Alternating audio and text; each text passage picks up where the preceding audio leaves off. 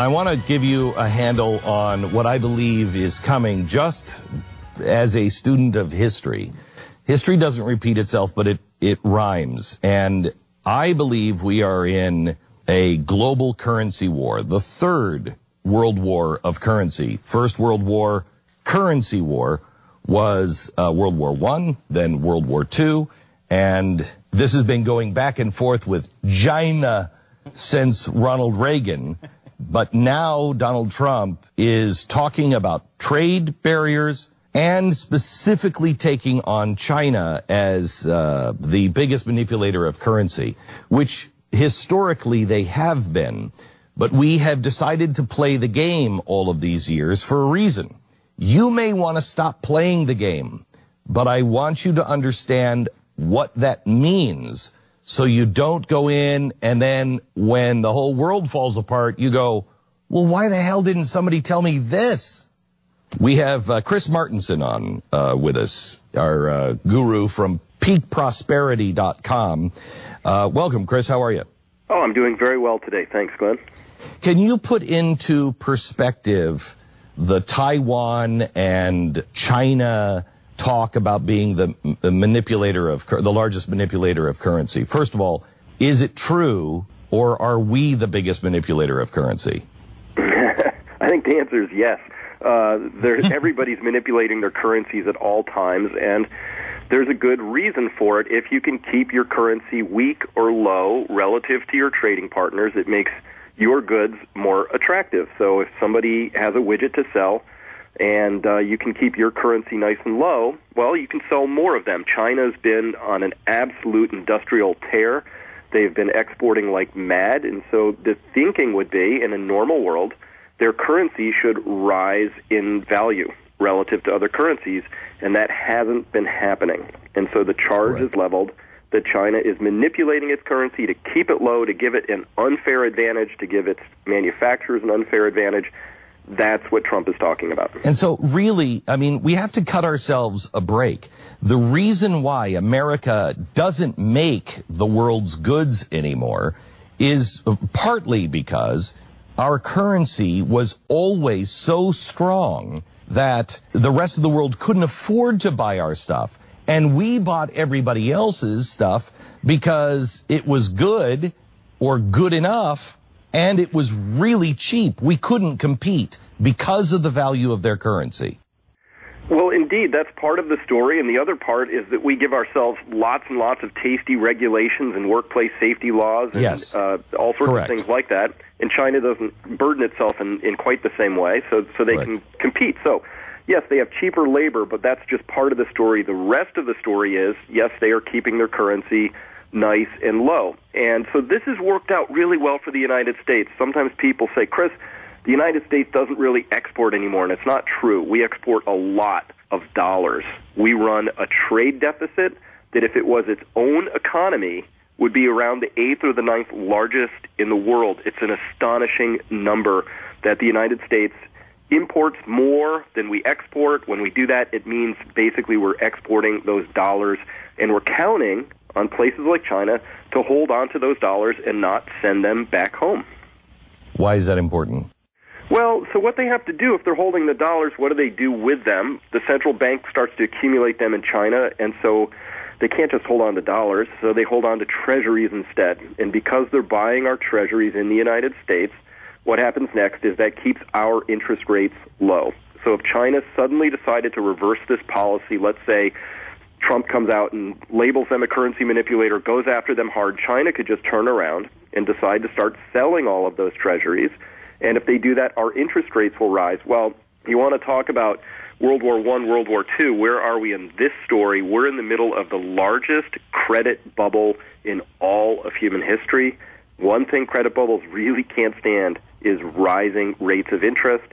That's what would result if China started selling its treasuries. Chris, over the next few weeks, I would like to bring you in so we can spend a day before we really talk about this on the air, but I am more and more convinced that first of all, do you believe we're in a World War III scenario of just a currency war? Well, we are. All the central banks are doing everything they can to try and keep this whole things stitched together. And as they do that, Glenn, they're creating larger and larger imbalances. The imbalances in Europe are large enough to tear it apart. They're very afraid of the rise of populism over there. They've seen this story before. The differences between what's happening with the Chinese, the Japanese, the United States central banks, all these enormous imbalances are building up, and nobody has a plan for how to resolve them. If we don't, there's a good chance they resolve chaotically, which is just a fancy way of saying stuff just breaks down, and then we see what happens. What does it mean with Italy this weekend? Italy had the opportunity to solve things, if you will, or at least still keep playing the game. They kind of did a Trump or a Brexit this weekend and said no to the plan of their prime minister over there. So now he is stepping down, and it looks like it's, again, another Brexit. What does this mean? This, a lot of people, I've seen a lot of ink written already that says, well, this is just, people not understanding the bigger issues, and maybe they're a little bit racist or more like Trump or something. But the truth is, Glenn, that the people of Italy have been suffering for a long time. The average people have been suffering for a long time. I think it's been since 1998 since their economy has been growing. The people of Italy have had to endure with less and less and less, and they've just been getting squeezed. So I view this again, they call it populist, this or that. Really, it's just economics. When people find their daily lives getting harder and harder, it creates social tension. This was another opportunity for the elites, this time in Italy, to figure out how they're going to start listening to their people.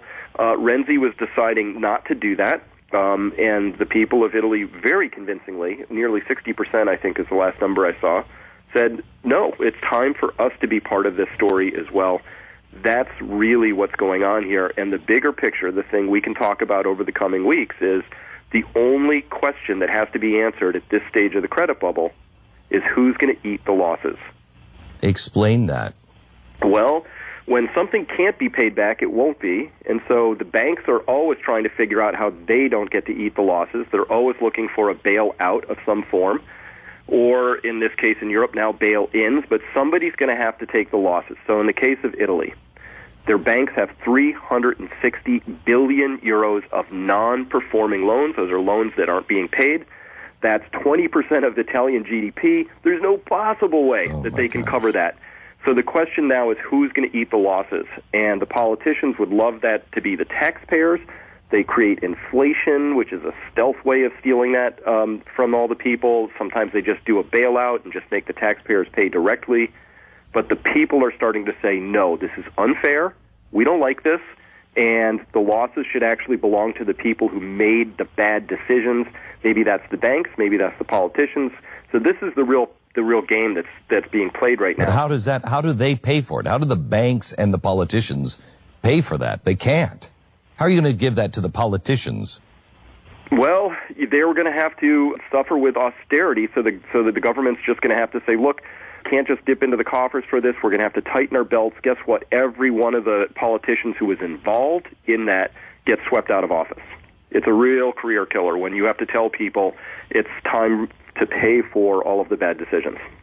I've been reading a lot about the gold standard and how we kind of got off it, and it's really much more complex, and the trade balance is so complex and elegant in the way it kept everything balanced. But we don't do that anymore. When the Weimar Republic had hyperinflation and they inflated their way out of things, first of all, they didn't inflate their way out of the reparations that they were supposed to.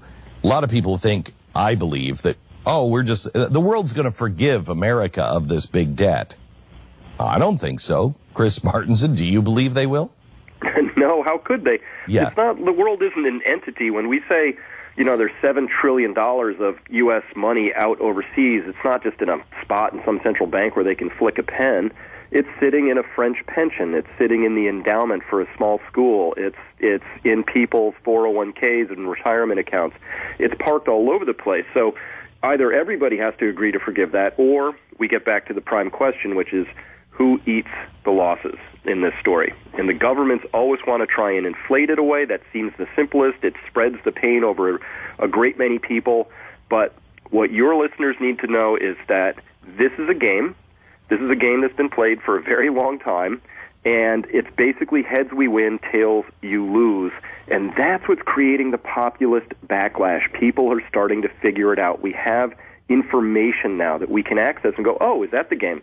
Right? It's not like it was in the 50s when you only had one newspaper. Now we can go to other sources of information and say, oh, I see what they're doing here. This really isn't fair. And so that's what we're getting down to, is that when people experience deep unfairness in their lives, they don't like it. And that's really, I think, a better explanation of what's happening than, simple ignorance or something like that. So, Chris, when you, we'll have you back, and I want to talk to you about the way the Weimar Republic stabilized their economy after hyperinflation. They attached it to land. Can you tell me at all, when you come back, about what a scenario like that would mean? Does that mean the government takes the land? Could they do that with just the public land that they hold? Would they take our mortgages? How does that work? How did it work before? Because I'm more and more convinced, and I'd love to hear your opinion on this now, that the central banks and the central planners actually thought the lessons from World War I, the Weimar Republic, and World War II, they think those actually worked, didn't they? Well, they kind of did, and this is a really important topic. It'll take a little while to explain, but it's summarized like this. If you read all the accounts of what happened in the Weimar Republic, all the popular books and all the stuff in the library says, wow, there was a lot of wealth destruction. Look at all these middle-class, upper-middle-class people. They lost everything. When you really look at what happened, though, no wealth was actually destroyed, because real wealth are the factories, the farms, the streets, the cars. It's the real productive wealth of a nation. That didn't go away. What happened? It got transferred. Yes. And this happened in the 1920s and 30s in the United States as well. All these people owned farms.